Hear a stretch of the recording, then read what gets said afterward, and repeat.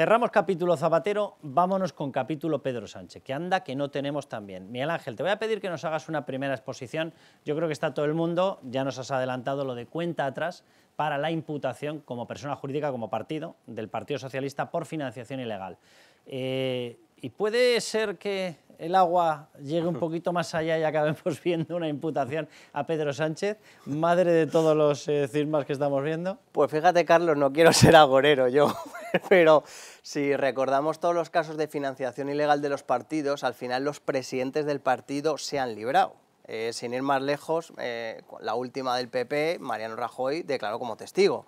Es decir, ¿Pedro Sánchez será imputado por financiación ilegal? Francamente, no lo creo. Ahora bien... Tenemos una patética y larga tradición de dejar al autor libre. Sí, sí, es efectivamente, una cosa... al final, ¿quién se come el marrón? El tesorero, el gerente...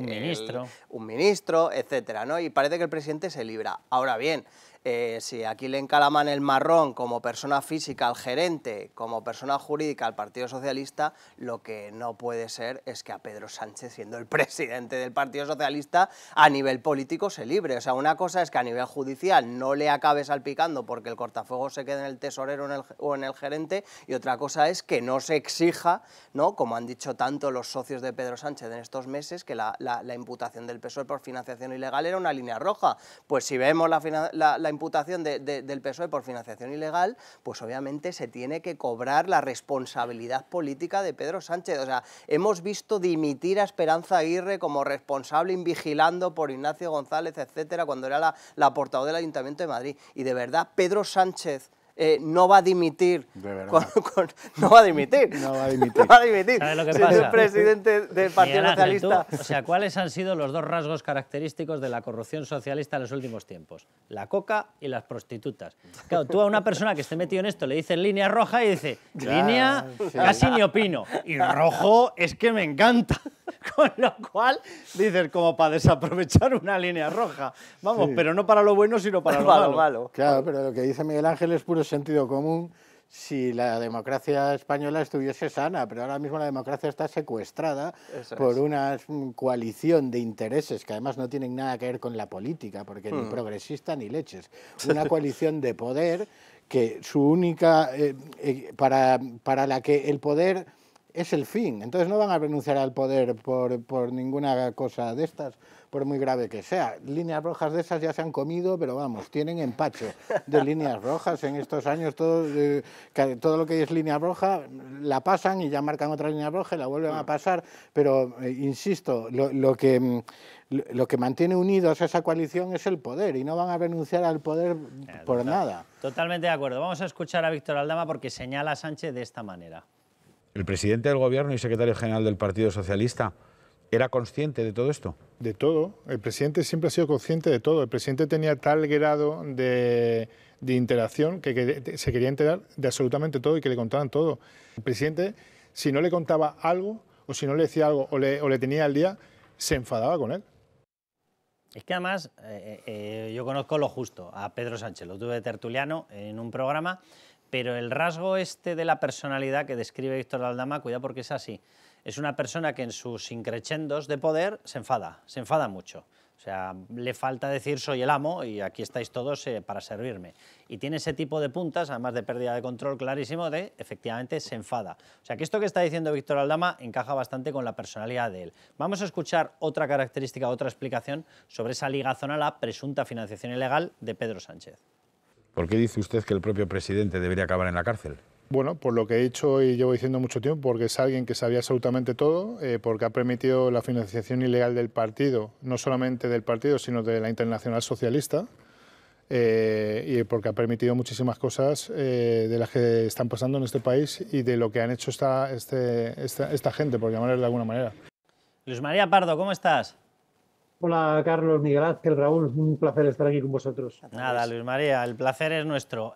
Estábamos hablando de las posibilidades de ver hasta dónde pueden llegar los casos con todos los indicios que tenemos. Si analizamos el caso Mascarillas, empiezas a escalar y dices, a ver, tenía que haber alguien que le diera permiso a Ábalos para vender en más de 3 ministerios, en 4 o 5 comunidades autónomas, todas socialistas, en empresas públicas controladas por los socialistas.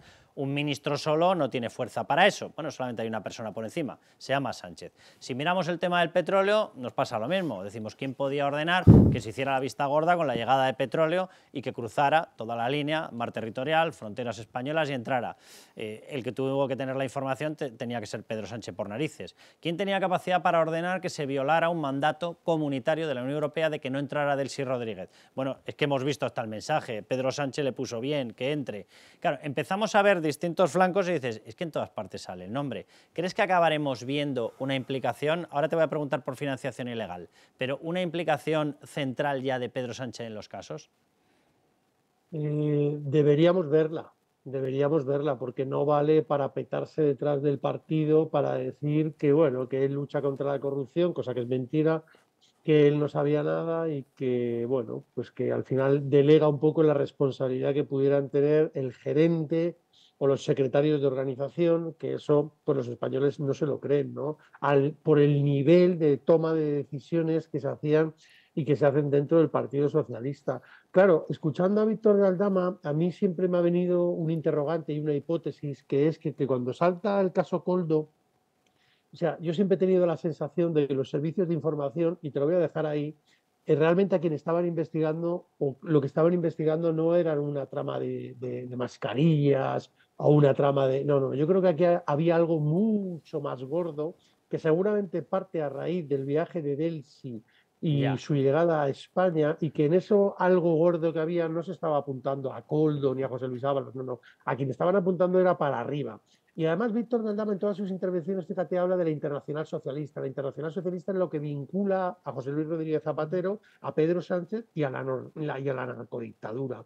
Entonces yo siempre me he preguntado si aquí detrás de toda esta historia lo que se estaba investigando era una posible o supuesta financiación irregular del partido a través de la narcodictadura por medio de la Internacional Socialista o lo que fuera, porque de verdad es que se desprende de las palabras de Aldama que eso fuera una hipótesis de trabajo por parte de los servicios de información. Pedro Sánchez debería ser imputado por la financiación irregular si en el caso del Supremo imputa una financiación irregular al Partido Socialista. Hombre, yo creo que es que eso está fuera de todo debate. O sea, a mi juicio, sí. ¿Por qué? Porque aparte de ser el máximo responsable político del partido, es el máximo representante legal del partido. Y no se cree nadie que no tuviera conocimiento de lo que estaba sucediendo dentro de su propio partido, que pues, para eso él es el presidente del partido. Mariano, no puedo estar más de acuerdo en todo lo que estás diciendo, porque, vamos a ver, al final nos damos cuenta de que el movimiento de fajos es el menudeo, vamos a dejarnos de historias. Eso no era el grueso de lo que se estaba robando, ni de broma, ni de broma. Especialmente cuando hemos visto que solamente una puntita de uno de los negocios, porque había varias vías de entrada de petróleo venezolano, una de ellas es la que se plasmó a través de lo que conocemos como trama hidrocarburos, que simplemente tocaba a una de las empresas, a Villafuel. Pero es que ya sabemos que como poco había dos más, porque es que lo han narrado ellos y está grabado. En las conversaciones interceptadas por la UCO, introducidas en el informe de Santos Cerdán, aparecen entre Koldo y Ábalos. Y hablan de más empresas. Por tanto, si solamente una, Villafuel, dejó un fraude en el IVA de 182 millones, eso se corresponde con una facturación real de más de 1.000 millones en petróleo. Pero además tenemos los cupos de petróleo para financiar, que eran 250 millones. Aquí empezamos a sumar millones, dicen, me vais a tomar el pelo vosotros y vuestra tía, la del pueblo, con que el tema de las chistorras es lo único en lo que nos tenemos que fijar. Es que no llega ni al dedo que tapa la luna. O sea, llega al padrastrillo, al trocillo de uña con el que intentamos tapar la luna. Aquí hay un negocio multimillonario que va mucho más allá del menudeo, los fajos y las prostitutas de Ábalos. Llega a cosas mucho más potentes. Y efectivamente estoy contigo, Luis María, esto huele a que a raíz de investigaciones sobre el pollo Carvajal, sobre cruce de información, se dan cuenta de que hay un bloque que está llenando de droga todo el planeta, que además tiene unas conexiones dictatoriales brutales, que desafía con entradas de empresas chinas, no chinas, Grupo de Puebla, tal. Sí. Efectivamente. Carlos, ¿por qué era confidente de la Guardia Civil Víctor de Aldama? Ya. O sea, ¿alguien se ha preguntado esto?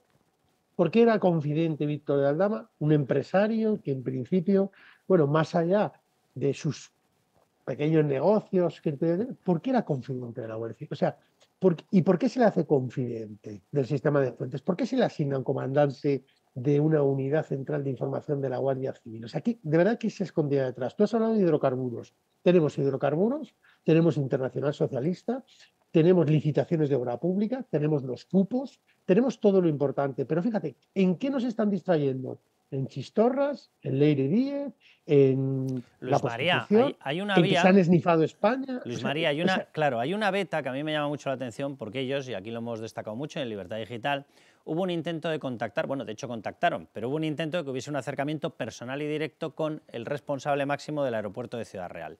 Y ese empeño estaba en la agenda famosa de Delcy Rodríguez en su visita a España. Y todas las conversaciones en torno a eso hablan de que traerlo a través de Barajas, lo que fuera, que es que no era discreto, que ahí había muchos controles y que era mejor un aeropuerto más pequeño. El petróleo no se trae en aviones. Las chistorras son de Navarra. Las lechugas las tienes por muchos sitios. Los soles es cuestión de mirar para arriba. O sea, ¿qué me están contando?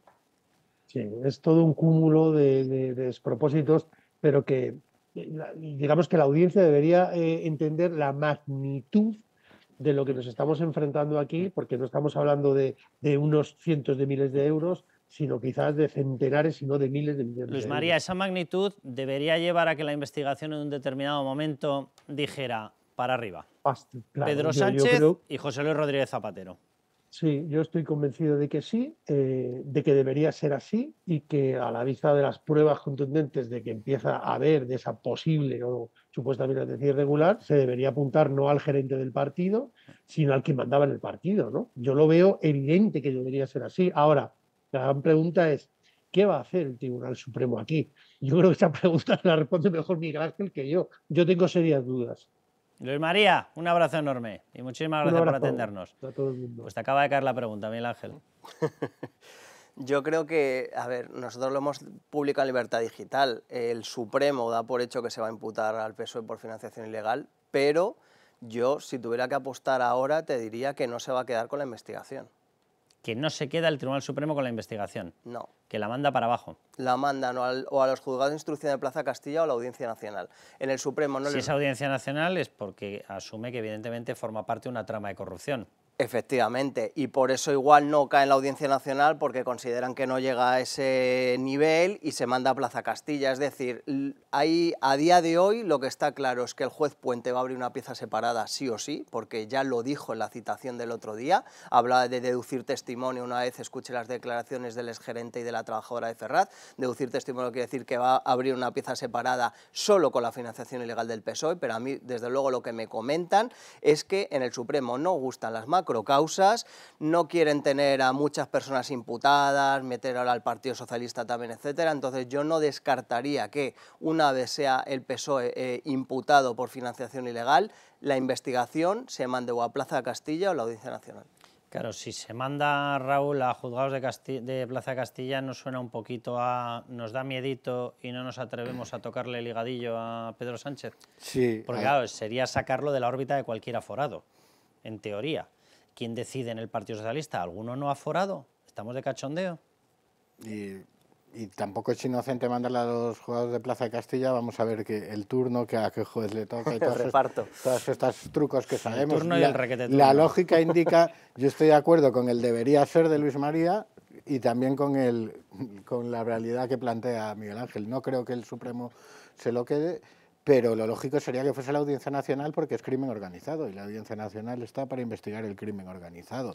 A ver, me parece que en un juzgado de instrucción la financiación ilegal del Partido Socialista, el partido que sostiene al gobierno, un partido de esa dimensión, que acabe en un juzgado cualquiera de Plaza de Castilla, me parece que no... Claro, y que la explicación no resultaría creíble. Sí, como le toca peinado. El secretario general del Partido Socialista es Pedro Sánchez, que es aforado, por lo tanto, Tribunal Supremo. Sí. Si lo pasan o lo mandan hacia abajo, se supone que están asumiendo que ahí no pinta nada. Pero si imputas al partido, a la figura jurídica del partido, es una organización el partido y le estás investigando por actividades criminales, por lo tanto es una organización criminal. Y por tanto, entonces la lógica indica que debería ir a la Audiencia Nacional. Claro, si lo vacían de la audiencia, entonces ¿qué nos están queriendo decir? ¿Que han trapicheado con una bolsa de pipas o qué? Es que es un mensaje un poco extraño. O sea, yo entiendo que digan, como no tenemos certificada la presencia de un aforado, porque en el pasado el secretario de organización del partido era Ábalos y es diputado, pero ya no lo es, vale, pues no podemos mantenerlo en el Supremo. Hasta ahí puedo entenderlo cogiéndosela con papel de fumar, ¿vale? Pero de ahí hacia abajo dices, pues Audiencia Nacional, si lo mandas a Plaza de Castilla, ¿qué es lo que estás diciéndome? Que no hay trama. Y si no hay trama, entonces ¿por qué haces una imputación? No tendría sentido. La única posibilidad de que quede en el Supremo es lo que decías, que aparezca un aforado señalado por alguien. ¿Va a señalarle el exgerente a algún aforado? Lo dudo. ¿La trabajadora de Ferraz va a señalar a algún aforado? Lo dudo. Oye, por esto correrían tanto, porque así como Ábalos se quedó en las listas por decisión expresa de Pedro Sánchez, a Santos Cerdán le dijeron quita de ahí, quita de ahí, quita de ahí. A ver, lo digo... Podría ser, porque si aparece señalado, no efectivamente, eso tienes toda la razón. Si apareciera señalado ahora a Santos Cerdán por el exgerente o por el partido y fuera aforado Santos Cerdán, pues se tendría que quedar por narices la causa en el Supremo. Y es verdad que el mensaje que se traslada si la financiación legal del PSOE acaba en un juzgado de instrucción de Plaza Castilla, con todos los respetos, por supuesto, a los juzgados de instrucción de Plaza Castilla, pues es como que es un tema de menor entidad, que no es porque así, pero desde luego la gente lo interpretaría así, como diciendo, ¿cómo lo ha bajado el Supremo de estar en el Supremo de repente a Plaza Castilla? ¿Os acordáis lo que nos decían en el colegio? Con flores a María. Pues en Ferraz tienen otra frase. Miren, con sobres a Ferraz. Una parte de las comordidas o comisiones que estos señores lograrían, pues con las obras, con las mascarillas, con lo que fuera, se la quedaban ellos, y otra la ingresaban en el Partido Socialista, y eso explicaría la existencia de Metálico en la sede de los socialistas en Ferraz. Antonio, no intuyo, lo sé, lo tengo claro, y ellos me lo decían. Koldo iba a Ferraz cada viernes a entregar un sobre a Ferraz de dinero en efectivo. Nosotros en Jesuitas teníamos misa los viernes y nos decían eso de con flores a María. Pues aquí en vez de con flores a María era con sobres a Ferraz. Sí. Allá que se iba Koldo, no sé si cantaría. Yo lo que ya creo que está claro es que ahora mismo la credibilidad de Aldama es muy superior a la de las explicaciones que ha dado el Partido Socialista. Esto no convierte a Aldama en una persona ejemplar, ni quiere decir que no haya cometido delitos. Pero desde luego, desde que saltó el caso y desde que ha empezado a hablar Aldama, hemos comprobado que lo que él dice se ha ido comprobando como cierto, y todas las explicaciones o intentos o ataques de desacreditarle se han derrumbado. Por tanto, yo tendría, o sea, yo me creo lo que dice Aldama a pies juntillos. Vamos, totalmente, encaja al 100%. Miren, déjenme que les expliquemos de una forma gráfica todos los hallazgos que tiene ya la UCO y que por lo tanto están a disposición judicial sobre esta historia de si hay o no hay financiación ilegal del Partido Socialista, que tiene toda la pinta de que la hay. Pero bueno, vamos a explicarlo. Se lo ponemos así de forma gráfica, imagínense un triángulo, ¿vale? En el vértice superior, las fuentes B de negocio. ¿Sobre estas hay dudas? Muy pocas, la verdad. Están más que certificadas y una carga probatoria, como diría el magistrado instructor del Supremo, Leopoldo Puente, robusta. Bien, pues vamos con lo robusto. ¿Había comisiones ilegales en los contratos de mascarillas? Tiene toda la pinta. Básicamente porque además Pedro Sánchez hizo así y dijo, las comunidades autónomas no pueden comprar, solamente pueden comprar los míos, y a partir de ahí se coló la trama. Petróleo. Imagínense hasta qué punto está probado que hay conversaciones en las que se les ve repartiéndose el dinero. Tenemos los cupos de petróleo entregados en el sobre, la famosa historia de Venezuela, tenemos cotejo de todas las conversaciones y relaciones con Venezuela, de cómo hablaban del petróleo, etc. ¿Obras públicas amañadas? Pues parece que sí, que se van confirmando, aunque solamente sea algunas de las principales, lo digo por la carga probatoria necesaria, pero por ejemplo la de los túneles de Velate tiene una pinta espantosa. Ya hay testigos diciendo me aporreaban la puerta del despacho para que le inflara la nota a unos y se la bajara a otros. Pues si eso no es amaño, y ahí estaba de hocico metido Santos Cerdán. Rescates, la Europa, subvenciones, España vaciada, hola Teresa Rivera, Next Generation, cuidado con esto porque esto nos engancha directamente con otro caso que es el caso Begoña a través de la cátedra de Juan Carlos Barrabés. Todo esto se está probando. Primer vértice serían las fuentes B de negocio. A partir de ahí pasamos a la estructura, que esto es lo que se tiene que demostrar, si es una estructura B, porque parece que parte de este dinero pasaría aquí, a esta estructura. ¿Y qué es lo que se hacía? Bueno, pues el PSOE repartir en parte, es lo que se está investigando, lo que se va a tener que investigar a partir de ahora, si estaría repartiendo en sobres, en fajos, parte del dinero, el menudeo que llegaba de aquí. Cuidado con esta historia, lavado de dinero al extranjero. Esto de momento no está conectado con el PSOE, pero sí se sabe que había una estructura B de lavado de dinero en República Dominicana. De hecho, con conexión con una empresa venezolana, que es raro, ¿verdad?, y que tenían ahí un sistema en el Cocotal, una urbanización, en la cual llevaban el dinero, lo lavaban y se lo devolvían en rulos, fraccionado, menudeado, pitufeado, cada uno que le llame como quiera. Bien, y la tercera pata de este triángulo son los beneficiados. Ya se sabe, esto probado yo que diría que en torno a un 80-90%, esto, la parte de lavado de dinero está más que probada, la parte de la implicación del PSOE es lo que se va a tener que investigar ahora y los beneficiados están más que archiprobados. O sea, se sabe que Ábalos, Koldo, Aldama, Cerdán recibían determinados tipos de pago. Dirán ustedes, ¿Cerdán en Fajos? Cerdán en Fajos de momento no sabemos, pero Cerdán tenía el 45% de Servinavar, que era una de las empresas que recibía obras. Por tanto, cuidado, en Fajos, en fajazos, porque parece que es el que más se ha llevado de todos. Pero bueno, Ábalos, Koldo, Aldama, Cerdán estarían. Receptoras de obra pública, hay una serie de empresas que habrían entrado y habrían conseguido las obras sin tocarles, sin corresponderles, como que no son beneficiadas. Y a partir de ahí, volvemos a la misma historia, que es lo que se va a tener que investigar ahora, si el PSOE no solamente era la estructura, sino que es el beneficiado. ¿Hubo un incremento notable de fondos y de activos en el Partido Socialista en esa época? Más que notable. Mariano Moreno, de hecho, va a tener que dar explicación, el exgerente va a tener que dar explicación nutrida de esto, porque se dispararon los recursos durante esta etapa en el Partido Socialista. Y déjenme sin más ya que hablemos de la otra patita que termina de certificar que esto era una estructura de una organización criminal, y lo digo literalmente porque así lo llama la UCO. La cloaca. ¿Qué es la cloaca? La mecánica de destrucción de pruebas de todo el triángulo que acaban de ver antes.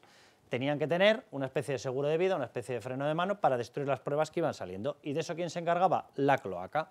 Por eso hizo expedientes, denuncias falsas, etcétera, mecánicas de acoso y derribo del juez Peinado, de la juez Viedma, del fiscal Alejandro Luzón, que es el que pactó que colaborara con la justicia Víctor Aldama, del teniente coronel Balas, jefe de la UCO, de Víctor Aldama, porque estaba aportando información, del fiscal Grinda, porque era el compañero en la Fiscalía Anticorrupción, en las investigaciones de Alejandro Luzón, y de los medios de comunicación, que ya están saliendo informaciones. Aquí se lo dijimos hace muchísimo tiempo, que había expedientes sobre los medios de comunicación y ya están empezando a confirmarlo el resto de medios. Pues claro, claro. Todos los que investigaban, el juez Peinado, la causa de Begoña Gómez, Viedma, la causa del hermano, Alejandro Luzón, clave en el caso Koldo, teniente coronel Balas, clave en el caso Koldo. Todos los que investigaban, todos los que aportaban información, todos estaban en el objetivo de la cloaca para acabar con ellos profesionalmente, Miguel Ángel.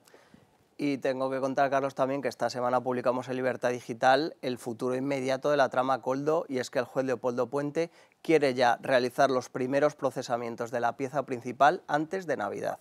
Cuando hablamos de la pieza principal estamos hablando de todo lo relacionado con mascarillas, Jessicas y demás chanchullos. Ya sabemos que lo dividió en adjudicación de obra pública, mascarillas y chanchullos, y cuando se habla de la financiación ilegal. Pues bien, la pieza esa va a realizar los primeros procesamientos el juez Leopoldo Puente antes de Navidad, y no descartemos, Carlos, una nueva vistilla de medidas cautelares en la cual pudiera derivarse el ingreso en prisión de Ábalos y Koldo. Pues vamos a tomarnos un respiro, un poquito de oxígeno con Banca Mar. Banca Mar, nuestra solvencia, su tranquilidad. Patrocina este espacio.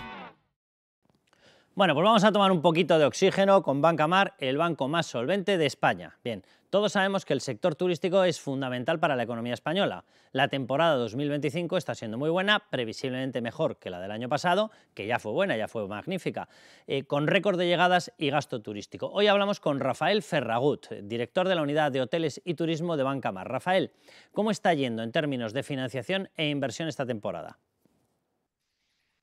Hola, Carlos. Como bien comentas, 2024 fue un año récord para el sector. Pero, como he repetido en anteriores intervenciones, más que fijarnos en el número de visitantes, lo relevante es medir la aportación de valor a la economía y a la sociedad. Y en ese sentido, el gasto turístico es sin duda una de las métricas a seguir.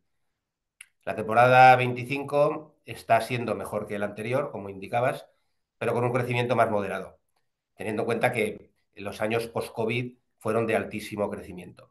Pero sin duda, el sector turístico hotelero es un pilar esencial de la economía española, al ser una actividad transversal y motor del empleo, de la inversión y de la innovación.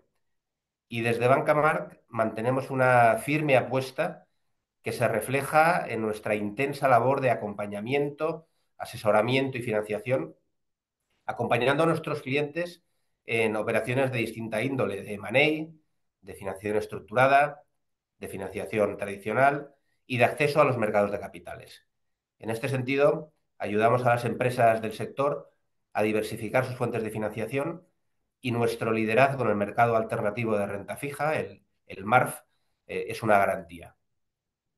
En cuanto a la inversión hotelera que comentabas, en España, en el acumulado del tercer trimestre, en 9 meses, el volumen supera ya los 2.800 millones de euros, concentrados sobre todo en el segmento vacacional y con Canarias como protagonista.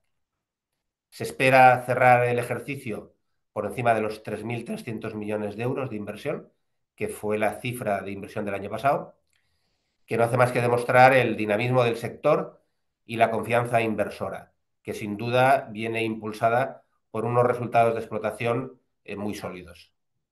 Rafael, en Banca Mar no solo financian, sino que también invierten de manera activa en el sector turístico hotelero. Sabemos de la alianza con Meliá. ¿Qué balance hacen de ella?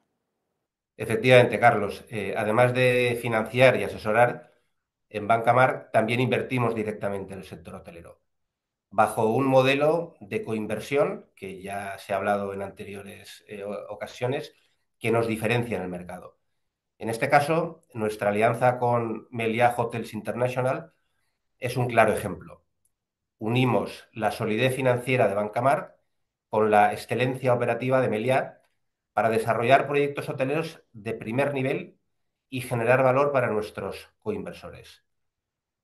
En 2023 iniciamos esta colaboración con la adquisición de 3 hoteles, el Inside Fuerteventura y el Meliá Ibiza. Ambos están teniendo un desempeño excelente.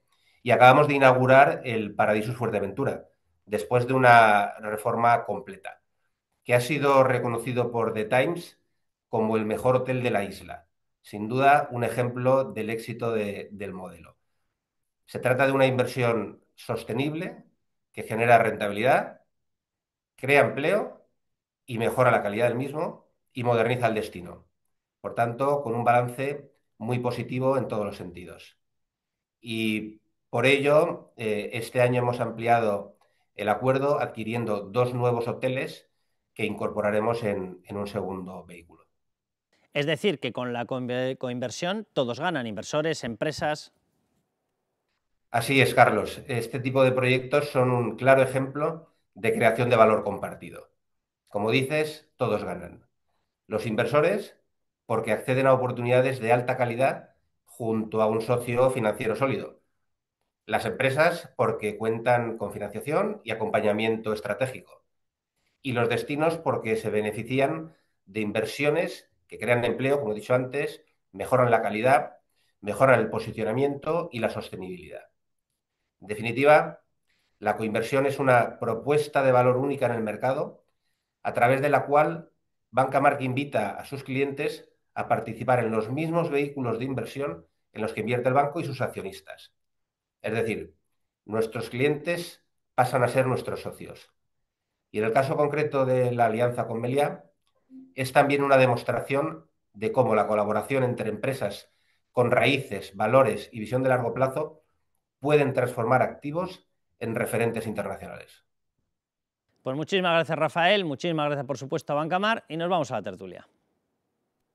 Banca March, nuestra solvencia, su tranquilidad. Ha patrocinado este espacio. Bueno, pues no se nos vayan, que vamos a entrevistar en estos momentos a Marisa López Aragón, consejera de Empresa, de Innovación, etcétera, de la Comunidad de Murcia, por todo el plan de desarrollo en materia de innovación, de generación de startups que están teniendo en esta comunidad autónoma.